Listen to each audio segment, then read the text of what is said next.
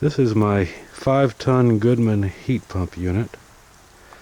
It's connected, works great, except when it gets really cold then it doesn't work as well. Inside you can see the compressor right there in the middle.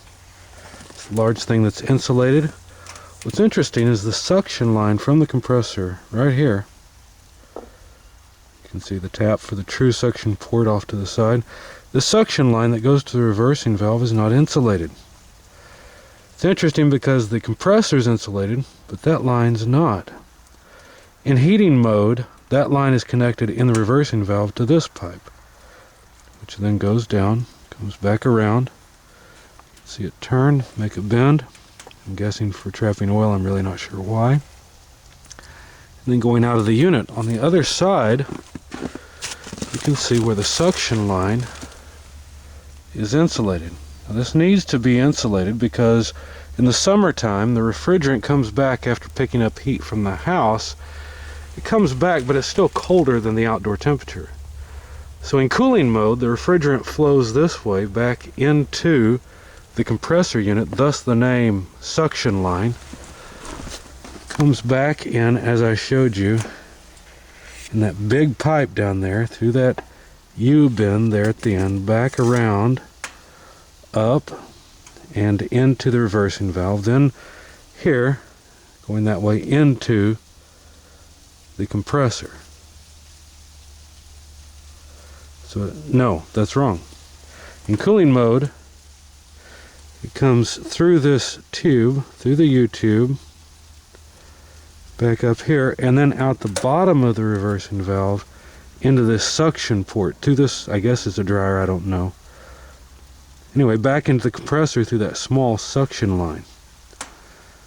Now the compressor in cooling mode, now that's, okay. Let's try again. In cooling mode, the refrigerant is pulled through this line back from the house. Now it's coming back from the house, and it's not really cold. It's absorbed thermal energy from the house, or heat, but it's not as warm as the outdoor temperature.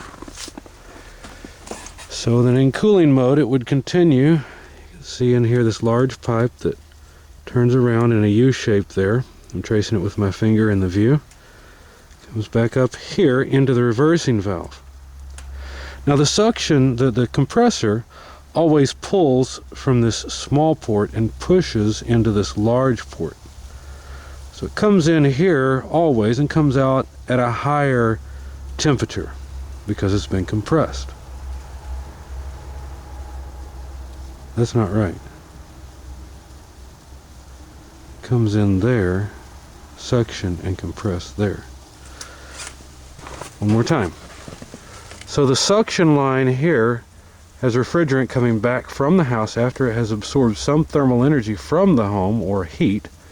So it's at a higher temperature than it was when it evaporated indoors, but it's not as high a temperature as outside. So you don't want that line to gain heat from outside. That's why it's insulated. What's interesting is that when it comes into the unit, it's actually uninsulated. You can see it coming here, coming around this U-tube bend, and going into the reversing valve here. It's uninsulated and there's airflow around it, so it's a heat exchanger. It's even worse because there's airflow from the fan, which is off to the side right now, pulling air around the tube. And so the rate of heat gain in this tube is going to be higher than it would be in an uninsulated section of this suction pipe, which of course every manufacturer says you have to insulate. So it seems strange to me that this pipe is uninsulated. So I'm going to insulate it. Now, continuing in cooling mode, the compressor, or excuse me, the reversing valve in cooling mode connects this pipe with this pipe, sucks in the refrigerant, so there's the true suction port reading off to the side, because this is a heat pump. It's for measuring the suction side pressure. Comes into the compressor here, gets heated up, compressed, and then goes out here out of the smaller tube. Now that's in cooling mode. In heating mode, what happens is the high pressure line coming out here is connected to this port. So the refrigerant flow actually comes out this way in heating mode, goes into the house through the large insulated pipe, comes back, has been cooled down a little bit because it's given up some of its thermal energy or transferred heat to the air in the house, comes back through this small line, then comes in on the small line. I don't see it in the view, but anyway, yeah, here it is. Comes in on the small line here, goes through an expansion valve where it gets really cold because it's been expanded from high pressure to low pressure. It gets really cold, comes in here, and absorbs thermal energy as it goes through these coils from the outdoor air. So in heating mode, then you're pulling heat from outside and putting it inside. What's strange to me is that both in heating mode and cooling mode, this pipe should be insulated, in my opinion, because you've got airflow around it, so you've got a higher convective heat transfer rate than you would around a pipe like this one that's insulated here that will have natural convection around it. Of course, this is part of the line set that runs all the way into the house. But it's just strange that it's not insulated. So I am going to insulate this pipe here. I'm considering insulating this one. Now, let's think about this. In the wintertime, hot refrigerant comes out of the compressor here and comes in here. So we would need that line insulated, this small line that goes down to that black round thing. We would need that line insulated in the winter time. In the summertime, we would need this pipe insulated because you'd have cool refrigerant coming back through this pipe going into the compressor. So that's the line that would need to be insulated. Now let's consider the reverse. In the summertime, this small line would need to be insulated because the refrigerant is coming... No, that's not right. Let's consider this again. So, in the summertime, when refrigerant is flowing through here, this pipe would need to be insulated.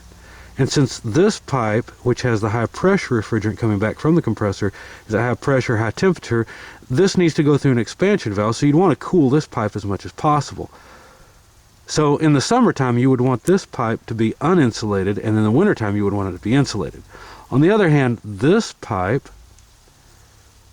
during the wintertime, you would want it to be insulated, right? Because during the wintertime, you've got hot refrigerant flowing through here, same argument as this pipe.